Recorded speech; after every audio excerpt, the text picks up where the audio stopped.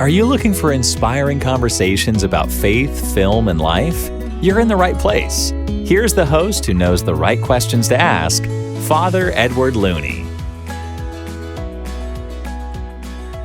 Hey everybody, it's Father Edward. Thanks for tuning in to another week of the podcast, bringing you conversations with authors and filmmakers and ordinary Catholics and other people that I find interesting. And today I am delighted to be having a conversation with the new general manager of the Cathedral Bookstore in Green Bay. His name's Jacob Van Schyndel. Hopefully I said that right, but he writes as JJ Van. And so he has a new book, bookstore owner writes a book, I guess kind of makes sense to go hand in hand. You have clients you could sell to, it all works out. But Jacob has a lot more that he could share about. In addition to being a part of the Cathedral Bookstore in Green Bay, he also is a member of the Knights of Columbus, a fourth degree knight. And I just thought, well, why don't we talk about three things today? We talk about him as a knight, him as a bookstore owner, him and his inspiration for writing his new book, I Saw You Today. So thank you, Jacob, for joining me for this conversation. Well, thank you, Father, for having me. I'm excited to be here. Yeah, so tell me, you're a Knight of Columbus, and I've seen you, in the garb, and of course, people who know the Knights of Columbus, they've changed their uniform, or like what it was 10 years ago with the poofy hats and everything. Not that anymore. But tell us, when did you become involved in the Knights of Columbus, and why is that important to you? Um, my journey with the Knights of Columbus began when I was 11. I had first seen the Knights of Columbus. My great uncle was at the shrine in the old regalia, and I had asked him what he was. As a kid, you see the sword, it looks pretty cool, right? Um, and I had asked him about it, and he said, I'm a Knight of Columbus, and when you turn 18, if you're a good practicing Catholic, you could be one too. And, kid, log it away, back of mind. And I had fell away from the church for some time, and then I came back to faith, and I wanted a group that would keep me on track and keep me faith based and growing in faith. And I remembered for some reason that little stint of the Knight of Columbus. So I looked them up, and I contacted the Supreme Office, and they gave me two numbers. And one of them was for Council 617 in Green Bay. And that is started off my journey, and I wanted to go into it.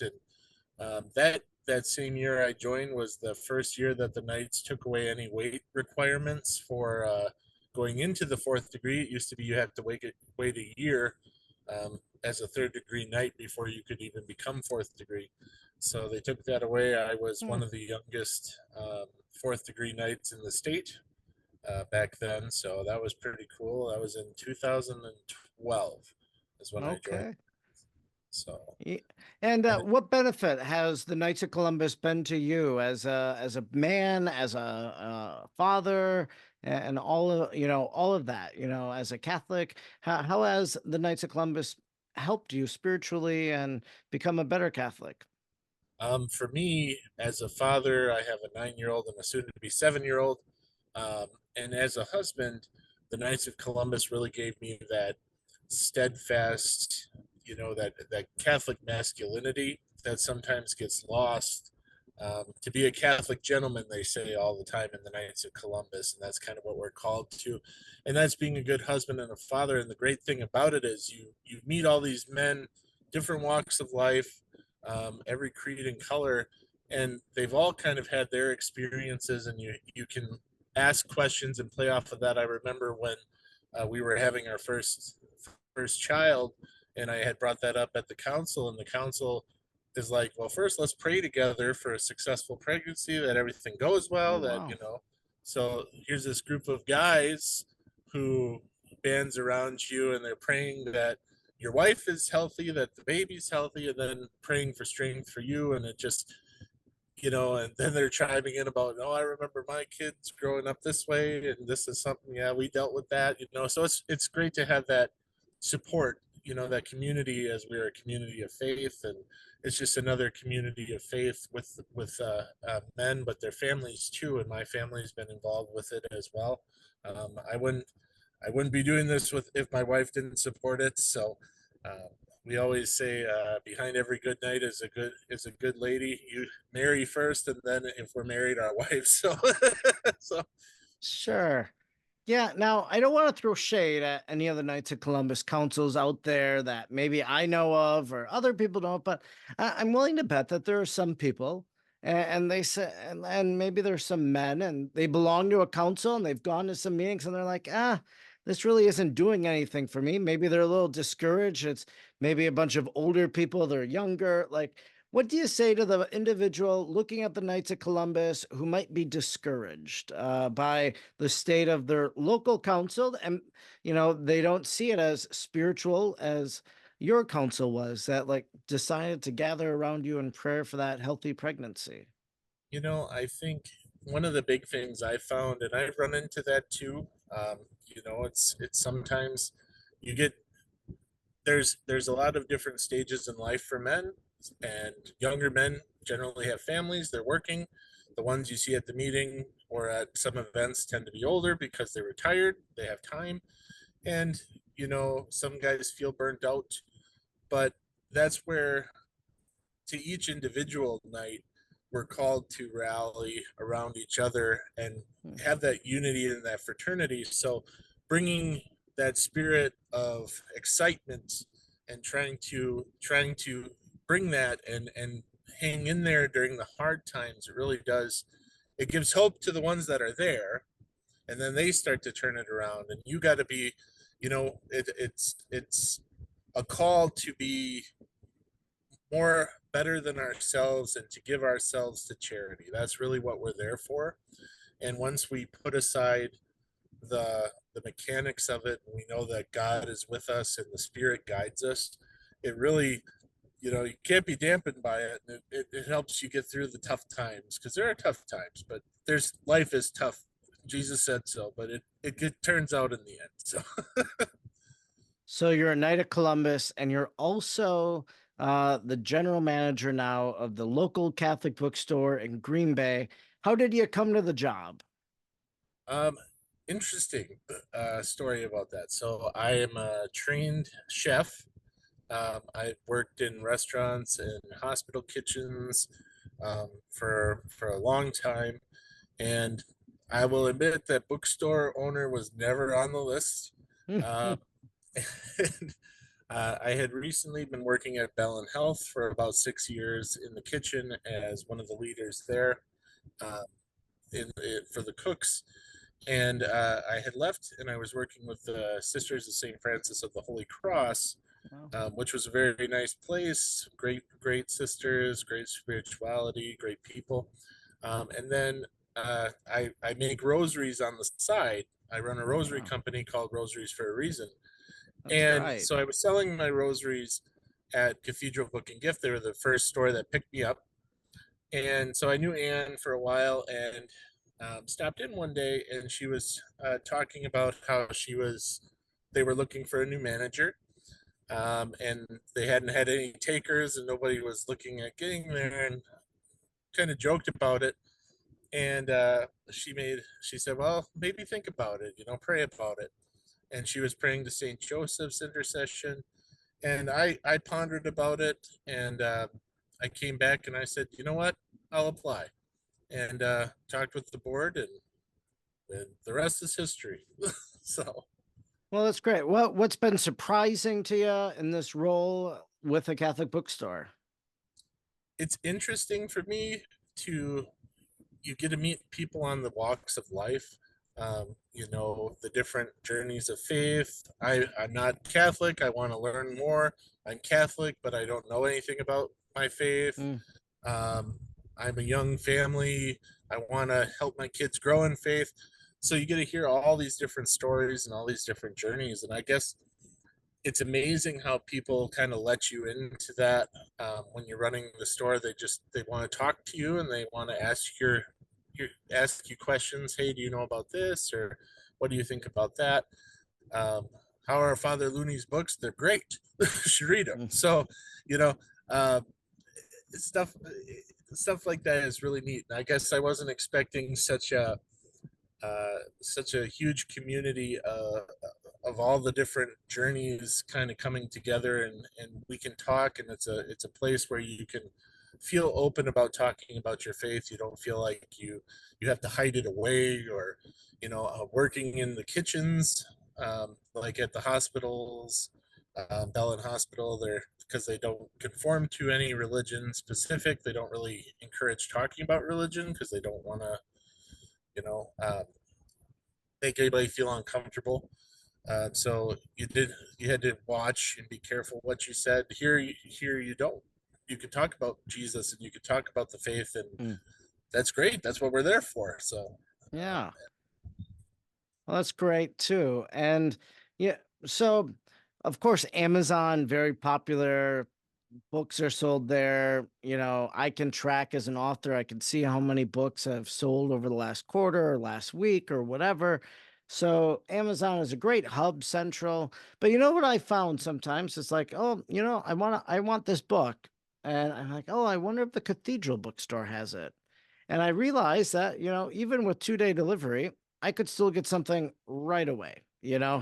So I find the value in the Catholic bookstore being local, that you can just drop in, you can get something unsuspecting. Like Amazon, I guess, good if you know what you're looking for, but if you're browsing, you might happen upon something. But I think that, maybe some Catholic bookstores out there, they're going out of business. They're having an inventory reduction and whatnot. So what's the value of a Catholic bookstore in a community?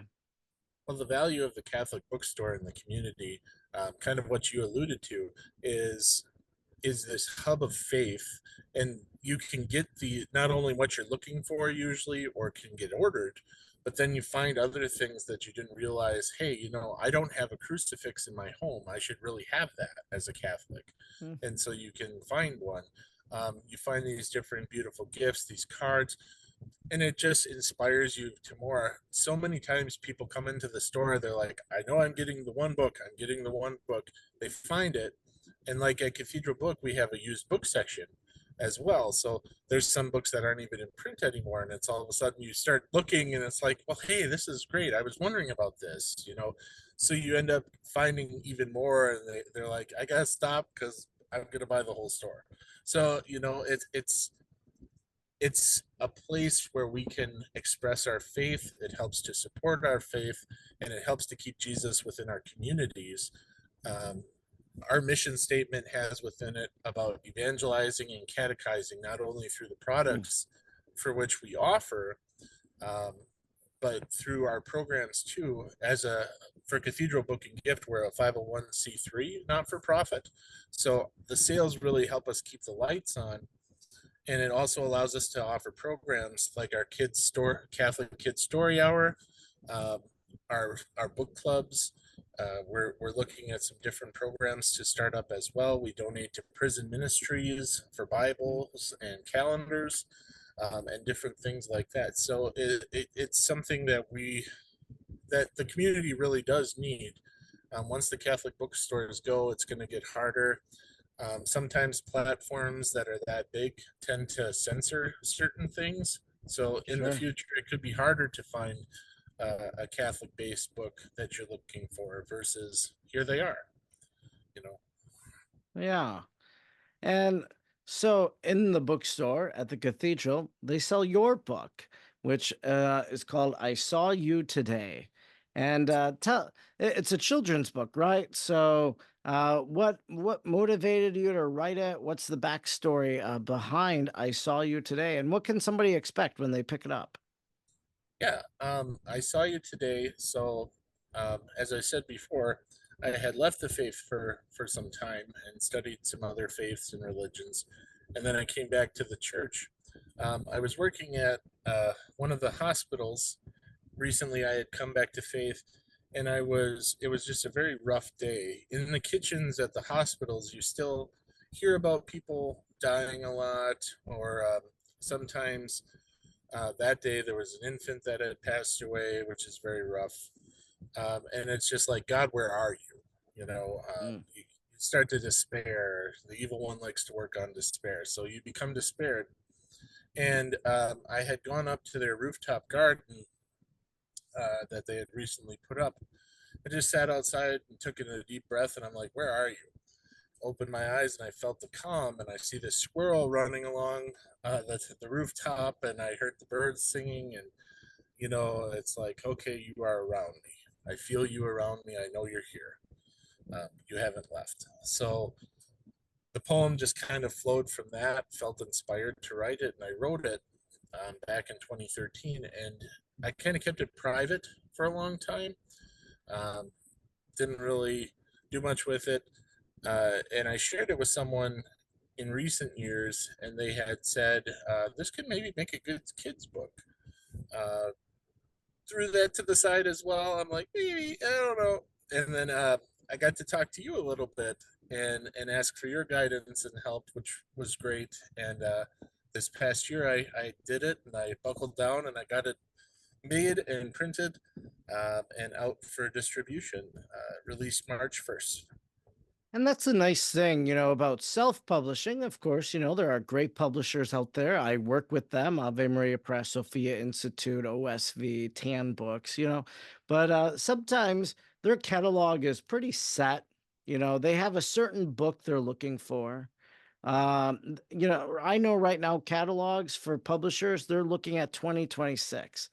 Publishers are asking me, what book would you like to write for us in 2026? I'm like, I don't know what I want to write tomorrow, let alone for then. But that's, they're already finalizing that. Whereas, this publishing on demand, platforms like Amazon or Ingram Spark or any other ones, Lulu, what have you, they allow people like you or like I just self-published Places of Grace. They allow us to put a book out there a little quicker and to make it more available. Maybe it won't have as wide of a reach as maybe if you had a publisher and a marketing team behind you, but the people that need it, they're going to find it. That's And so, yeah, I think that's great. And so, you went through the process, you had it illustrated. It's a beautiful hardcover book. You have children yourself. Have your own children read your poem Oh and your yes, story? And yes. what do they say about it? Well, first they read the dedication. My daughter saw her name there. She's like, started telling everybody, "I'm famous. I'm famous." And in the book, in the illustration, there's a boy and a girl for most of the scenes. Uh, and so she's like, "I'm the girl, and that's my brother." And so they really do like it. The book really helps to remind us that creation is there to remind us of God's beauty, His love, and His goodness. So um, he hasn't left us. He hasn't left us in our hardships. He's with us when we do good. He's all around us, and so they love reading the book. They're excited about it. They were telling their friends about it at school, so Oh it's yeah. definitely. Oh yes, they were excited about it when it came out. So Do it, you have the poem, which is the story? Do you have it memorized? Have you read it and looked at it enough that it's almost like the Hail Mary? You could just it's repeat almost it. pretty well memorized. Yes, Yeah, yeah. Well, that's yes. wonderful. And yeah, so somebody picks up the book and reads the poem. Is it something they pick up, they read it again and again, you think, to provide encouragement or inspiration or Yeah, yeah.